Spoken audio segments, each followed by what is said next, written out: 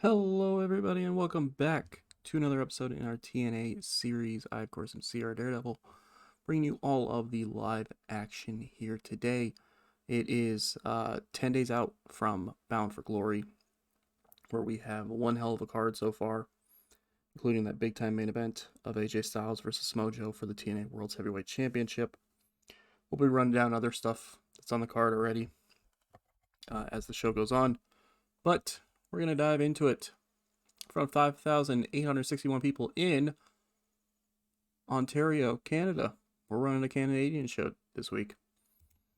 We start off with a backstage segment that gets a 50 rating, which isn't too bad, where Dixie Carter storms into the office of yours truly. She is irate about the announcement last week for that mixed tag match at Bound for Glory. She says that Team Dixie will not be breaking up, even, no matter what. Even if Magnus and Mickie James were to lose that matchup, they will not.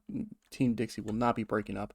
That's not happening. She's the one that, she's the damn owner of this company. She's the one that can make things happen like that. And we just remind her, you may be the owner of the company, but the board said that you had no on-screen authority. You're not allowed to book things here. You are allowed to do all the owner stuff behind the scenes, but you're not allowed to do anything with the actual wrestling or the shows. You're not allowed to do anything on screen, on camera.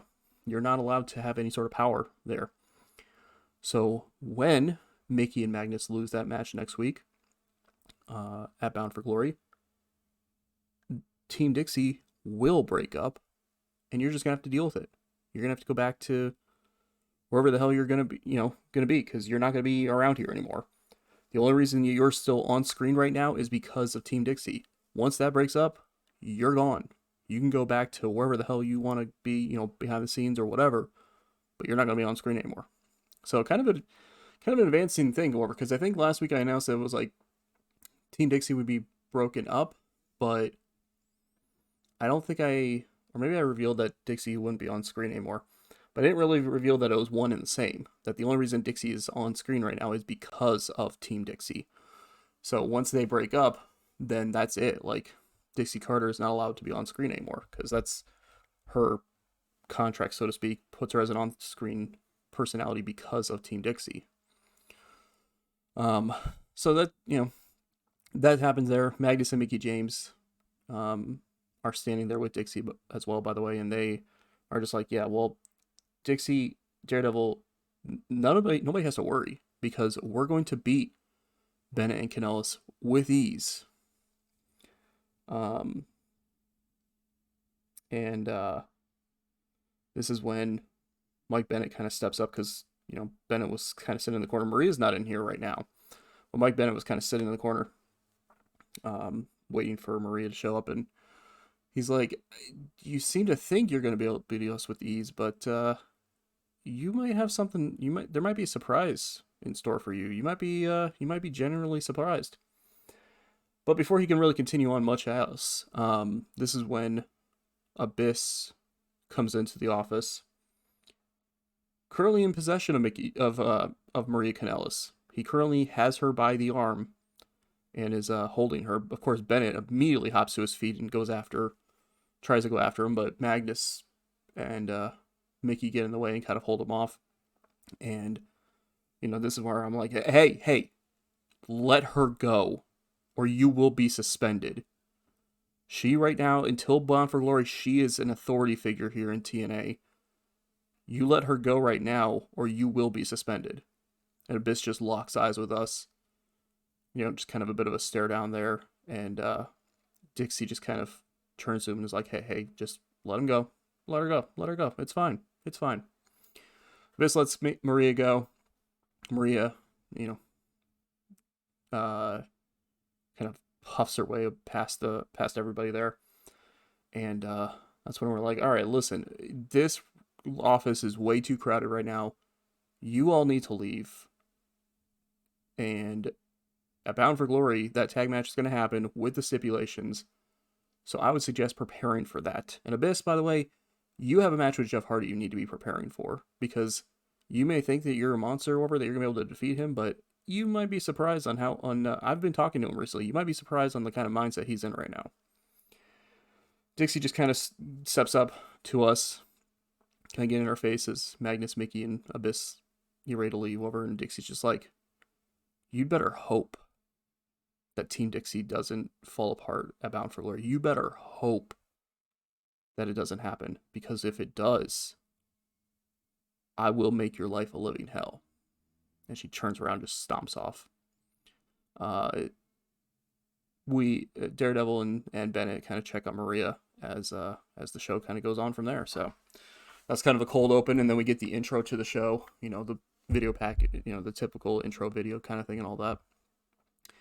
And then we go to the ring, where we have an X Division Championship matchup on our hands, as Roderick Strong defends against Rocky Romero and is able to beat him in 11-12 by submission with a stronghold, making defense number 1 of the X Division Championship. I figure we probably should have some title matches, you know, some X Division Championship matches a little bit more often on Impact. Not to mention the fact that I didn't want Strong's first title defense to be against Rhino at Bound for Glory, which that match I'm pretty sure I announced is happening at Bound for Glory. So I didn't want that to be his first title defense. So 64 rated match here. Nice way to start off the show. 63 from Strong, 44 from Rocky Romero. It was more of just, it kind of got announced by the commentators during the match that Strong just kind of issued an open challenge and Romero accepted. So it wasn't like Romero earned the shot over. It was just more of like, here's an open challenge. Strong, you know, Romero accepts the challenge, all that kind of stuff. But yeah, 64 rating here for this match. Pretty good. Afterwards, though, Rhino hits the ring and gores the hell out of Roderick Strong and then quickly leaves.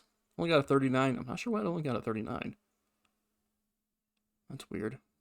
Anyway. Strong got gored by Rhino, though, laid out, and then Rhino quickly leaves before Future Shock can show up to help out Strong. So, Rhino getting one up on his Bound for Glory opponent. After that, 31 rating here. Kind of cooled the crowd a little bit, which kind of sucks, but Candice LeRae and Evie are being interviewed about the issues with Mercedes Martinez and Portia Perez recently. And Chrissy kind of reveals that on the Bound for Glory pre-show, those two teams will be going at it. It will be Candice LeRae and Evie versus Mercedes Martinez and Portia Perez at Bound for Glory on the pre-show. 31 rating here for this, not good. Got to keep working on Candice and Evie's promo abilities. It did gain heat for the storyline, though, even if it cooled the crowd a little bit. Not too worried about that, though, because the crowd will be built back up later. Of course, commentators are also kind of mentioning throughout the start of the show that there is a bit of a shakeup to the main event. There's not an actual on-screen segment for it in this, but there's a bit of a shakeup to the main event, as apparently Samoa Joe is not here. He was not able to make it to the show. So the main event will be a 2-on-3 handicap match. It will be AJ Styles and Kurt Angle taking on MVP D'Angelo De Niro and Shelton Benjamin in a 2-on-3 handicap match. Styles and Kurt just, apparently just said that they didn't want another partner, so they're going to take them on 2-on-3. So a bit of a change to that big main event here tonight. Then after that, we have a bit of a brawl in the ring. This match just kind of breaks down into a crazy brawl. This sees Eddie Kingston defeat Anthony Corelli in 7:53 by pinfall to Sliding D. 54 rating for the match. 51 from Kingston, 48 from Corelli. Kind of continuing on that stuff there. It hasn't been announced that there's going to be a match at Bound for Glory with these guys yet, with Kingston and Hero, who have been having that feud for months now. Corelli and Homicide getting involved in it and all that. It hasn't been announced whether there's going to be a match at Bound for Glory at all for it yet. So you'll have to tune in and see if one does get announced next week on Impact. Or this week on Explosion, I guess, too. Could be something there. Then after that, we go backstage where we find out that Gail Kim and ODB are brawling once again. These two cannot stop fighting with each other. Just constantly fighting with each other at this point. It hasn't even really been that many promos in this story, or this feud over. It's just been constant fighting with each other. One of them attacks the other after a match. The other one attacks the other one after a match. Then they're constantly brawling backstage. So we'll have to see, as this was announced that these two will be fighting at Bound for Glory. So we'll have to see what ends up happening with that. Then, in a decent matchup, we have Jeff Hardy defeat Zema Ion in 10:01 by pinfall, the Twist of Hate. 64 rating for Jeff Hardy, 47 from Zema Ion, 64 rating for the match itself. Got the crowd hotter, got the crowd back into it. That's good to see. As Jeff Hardy gets a win on getting some more momentum heading into Bound for Glory. Zema Ion, put up a bit of a fight, but unfortunately unable to get the job done as Jeff gets the victory. Then after that, we have a interview backstage with Christy Hemme interviewing the Lucha Sisters. We're talking about their issues with Rosemary and Katarina recently. Which, by the way, I did end up dropping the Waters in Katrina's name, so now she's just Katrina. I thought it kind of made sense a little bit more too. Like it sounded a little off, especially being part of the Decay. But then I got to think about it too, and I was like, Rosemary and Daphne are the other two females in the Decay, and so I was like, well, it would make sense if she also had a one name. And to be fair, at this point, everybody except for Crazy Steve in the Decay has a one name. But what am I gonna drop? I'm not just gonna call him Steve. Am I just gonna call him Crazy? Like, I'm leaving him as Crazy Steve. But I mean, Bram and Bram just has one name as well. So but there's that 35 rating here for this, as the Lucha Sisters, wanting to get revenge on Rosemary and Katrina for the miss in the face a while back. We'll have to see if that match ends up happening anytime soon. I don't believe I have it on Bound for Glory. If I announced it, it might have been an error, but I don't believe I have it for Bound for Glory. I might add it last minute. It just kind of depends. I'm still figuring out how long everything's going to be on the card, so I got to figure out if I have room for something else. So maybe it will be. I don't know for sure. We'll get a better announcement next week on Impact. Then after that, Tag Team Champions are on screen. Kind of promo on their Bound for Glory opponents, EC3 and Rockstar Spud. 65 rating for this. Both improvised really well. Got the crowd hotter as they are hyping up that tag team title match. They said that they've been taking on the best tag teams in TNA so far. They've defeated the Guns. They've defeated Beer Money. They've defeated everyone who's come in their way. And now at Bound for Glory, they will defeat EC3 and Rockstar Spud and continue this successful tag team title reign. It's a nice little promo here from them. Then after that, speaking of the Guns, continuing on this feud between the Guns and the Wolves, Eddie Edwards defeats Chris Sabin in 11:26 by pinfall, the fast roll-up. 66 rating for the match. Holy crap, look at all those green notes. 62 from Chris Sabin, 53 from Eddie Edwards. They have great chemistry with each other. Velvet Sky did good work at ringside as well there. So Eddie was able to get a fast roll-up to get a little bit more momentum for the Wolves. Of course, Shelley and Richards were at ringside for this. So that, these two teams are going to end up having that match at Bound for Glory. Pretty sure I announced that already. If I didn't, there you go.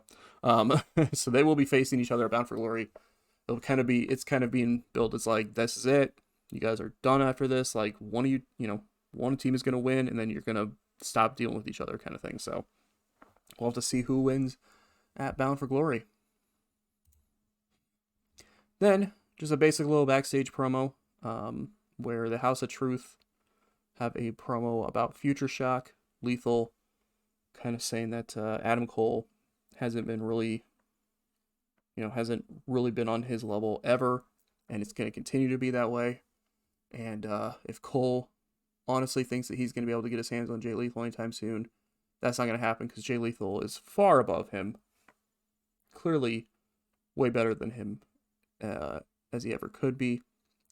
And All Night Express just kind of mock Red Dragon, say that they're, a loser tag team who can't get it done against the All Night Express, even though, I guess the only time they were in the ring was that 4-way tag match, however, and both teams ended up losing the match because they were brawling with each other on the outside.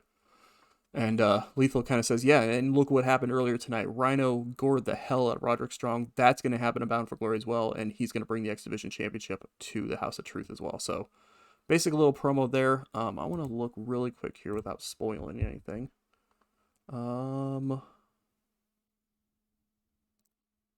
Okay, so didn't add that to that yet either. Okay. Sorry, just had to check my notes really quick to see what was going to happen there. But yeah, so there you go. Surprisingly, right now, 10 days out, Rhino's the only one in the group with a match at Bound for Glory, as he's set to take on Roderick Strong, but the other three not in a match at Bound for Glory. So I'm not sure what's going to happen, but we'll see. 40 rating for this, though. Then we get a tag team matchup. The commentators kind of say that this came about because of what happened last week. And Melissa went to Maria after the show last week and begged for a tag team match this week, which Maria was like, okay, that's fine. Like, she was already kind of focused a little bit on Mickey, so she kind of just accepted it without really thinking about it. But this tag team matchup happens, and Cheerleader Melissa and Madison Rayne get the victory over the Beautiful People in 12-18 when Melissa pinned Angelina Love with the Kudo driver. Love was a weak link. She had a 41. 58 from Velvet Sky, 55 from Madison Rayne, and 50 from Cheerleader Melissa. Gained heat for the storyline. Madison was really off her game, which is kind of interesting. Also interesting, Cheerleader Melissa and Madison Rayne showed excellent chemistry teaming together. Huh. Well, that's something. That is something indeed. 61 rating here for this, though. Angelina Love's getting better at gimmicks, so that's good. But yeah, really good Knockouts matchup here. As we kind of continue to sell the Knockouts title matchup at Bound for Glory between Madison Rayne and Velvet Sky, which of course is sold even more with the segment after the match, where Melissa is celebrating the victory, trying to get Madison to kind of celebrate with her a little bit, just wanting everybody's respect and wanting the respect of the fans. So she's kind of cheering, kind of excited to be here. Trying to get Madison involved in the celebration, but Madison is just staring daggers at Velvet Sky, because of course this was one of those things where, like, after the Kudo driver, Melissa went for the pin and like Rayne got in the ring, but Velvet hopped off the apron because she didn't, she was just like, whatever, Angelina's gonna take the loss here, but I'm still looking good. So Sky's kind of on the outside staring into the ring at Madison, who stares back at her, kind of staring daggers at each other before their title match in 10 days. Then after that, oof, this did not do that good. I wonder if this is because we're in Canada. It might be. Christopher Daniels with a promo here where he talks about Austin Aries. He says last week, that main event match where he defeated Kazarian means nothing, because Kazarian is great. He is truly great. Don't get the Fallen Angel wrong. But it means nothing. It means nothing because the Fallen Angel allowed it to happen. He allowed Austin Aries to get that little bit of confidence, that little bit of built up momentum and all of that confidence and believe, that ability to believe in himself, so that way he can go into Bound for Glory all full of himself, all ready to be the greatest man that ever lived, only to fall to the Fallen Angel. At Bound for Glory, Austin Aries will no longer be the greatest man that ever lived or any other moniker like that. He will simply be a fallen victim. 59 rating here, not bad. I was hoping it was going to be a bit better, but he's penalized for an awful gimmick. Yeah, his gimmick isn't rated awful still, and we can't seem to get it to get better, so I might have to just redo his gimmick at some point. But 59 is not bad there. Then we get an in-ring promo for Magnus and Mickie James. They come to the ring and they cut a promo kind of talking about how they're going to defeat Marie Kanellis and Mike Bennett easily at Bound for Glory. And then they put the champions on notice. Mickie says that when they win at Bound for Glory, she doesn't care if it's Madison Rayne or Velvet Sky. She's going to challenge one of them for the Knockouts Championship and win it. And Magnus says that he may have lost to Samoa Joe in the finals of the Bound for Glory series, but he wants his revenge on Joe, so he will take care of Joe easily. And if Styles is able to retain against Joe, well, he's got some revenge on AJ Styles as well, because Styles is the one who took the title from him initially back at Slammiversary. So he will gladly rip that championship away from AJ Styles as well and become the new TNA World Heavyweight Champion. So they're already looking past this matchup at Bound for Glory. They're already like, when we get our title matches, blah, blah, blah. So we'll have to see. We'll have to see what ends up happening. But this gets to 71, which is really good. KT for the storyline too. And then in our main event, despite being really good performers, the numbers game got to them. And MVP, D'Angelo De Niro and Shelton Benjamin defeat AJ Styles and Kurt Angle in a handicap match in 13:33. When MVP pinned Kurt Angle by using underhanded tactics, he, even with the numbers game, they still had to resort to underhanded tactics to get the victory. 81 rating for the match. 81 from Angle, 81 from Styles, 64 from Benjamin, 53 from De Niro, and 55 from MVP. Gained heat for the Kurt and Benjamin storyline. Advanced the other one. Really great main event here. Can't go wrong with this at all. Just checking to see. So, MVP has poor psychology. D'Angelo De Niro has poor gimmick. That was really about it. Everything else was really great about this main event. So, very good stuff there. But unfortunately, Styles and Angle, despite their abilities, were not able. It was one of those things where the numbers game was just kind of getting to them all match. One of them would go around and knock and knock the person off the apron, and while the referee got distracted with that, the other two would go in and attack the legal man of the team in the ring, all that kind of stuff. So the heels get the victory here, and afterwards, Samoa Joe shows up after all. Apparently he was here. He just didn't want to be competing in this matchup. He shows up after the match, and he attacks AJ Styles and Kurt Angle, laying him out. Kurt, laid out over. Styles gets hit with the Muscle Buster. Joe stands tall. MVP, D'Angelo De Niro, and Shelton Benjamin are excited about this. They get in, they get in the ring over and are like, yeah, Joe. Joe just turns to them with just a look of, I will kill you. And they just immediately like, okay, we're out of here. And they bail out of the ring. So it was kind of one of those things that, like, for some reason they thought that Joe was going to be on their side, but no, Joe's just out for himself. Joe is just out for himself. And Impact ends here today with Samoa Joe raising the TNA World Heavyweight Championship over the laid out bodies of AJ Styles and Kurt Angle. 69 rating here. Very nice. Show itself gets 74. Good stuff there. Increased popularity in 23 regions with our restrictions there. Might have been kind of saved by that main event, I'm not going to lie. But, I'll take it. And kind of saved by the Magnus and Mickey promo as well. But yeah, great stuff there, honestly. Not complaining about that at all. Really good show. Can't go wrong with that at all. We'll look at the ratings. Once again, 74 rating, 1.245 million people watching. NXT had a 54. So the Ascension retained the tag team titles in the main event.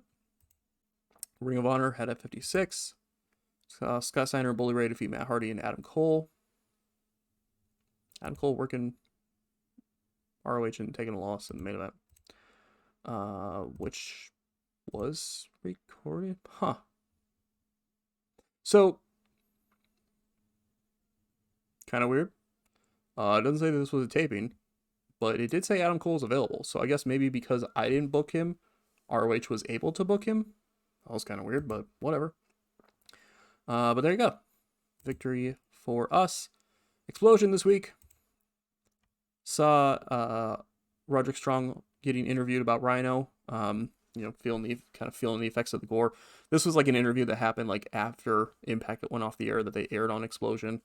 And Strong was kind of feeling the effects after the gore, but says that he's still up, he's still fighting, and he will defend his title at Bound for Glory. Then Bram defeated Gunner in a 30 rated matchup. Obviously, you can see these ratings were not that good, but that's fine. Rosemary and Katarina, I keep going back and forth with her name. Maybe I should just change her name to Katrina. Rosemary and Katarina have a promo about the Lucha Sisters, kind of in response to the one on Impact. Hikaru Shida defeated Allison Kay. We get interviewed, just kind of hyping up Bound for Glory a little bit, kind of talking about some of the stuff going on. Jay Lethal defeats a local worker, which only got a 26 because, one, the local worker was not good, and two, the match was super short. I thought maybe I would be able to get a little bit of a decent rating for it because of Lethal, but apparently Lethal's not good in short matches or something. I don't know.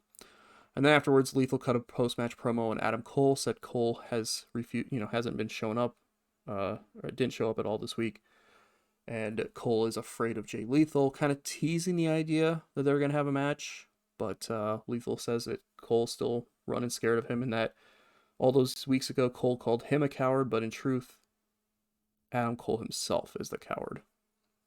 And then Maria comes to the ring, and she says that people have been kind of questioning whether she can go in the ring or not, so she's issued an open challenge here on Explosion, and it gets answered by Mercedes Martinez, who decides to come out and just bully her around a little bit, but Maria is able to get the victory. She is able to get the victory over Mercedes.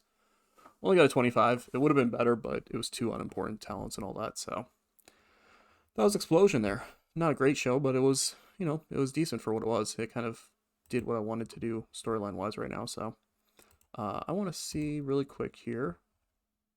There is a spoiler there, so I can't show you that screen.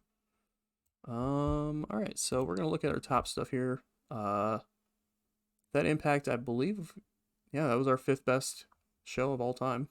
I think that was the one we just did. Top matches of all time. The handicap match got an 81, so it's tied for the 2nd best of all time, which is crazy. So there's that. Really good stuff there.